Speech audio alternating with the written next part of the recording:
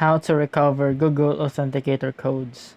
So if this video helped you, click that subscribe button and that bell icon on so you'll be updated if there are uploads in this channel.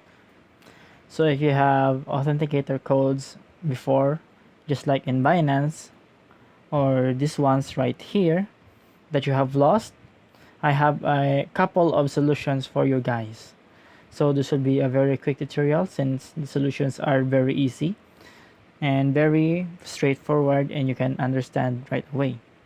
So before you have been able to go to Binance and have a code, what you can do is go to that code and type it in or write it in a paper, and then what you can do is get a hold of that paper so you won't lose it, and the next time you can have it and just log into it.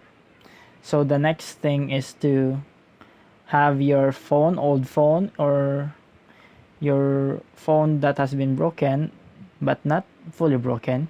You can transfer your codes to your new phone or to your computer by settings or by a process called transferring accounts.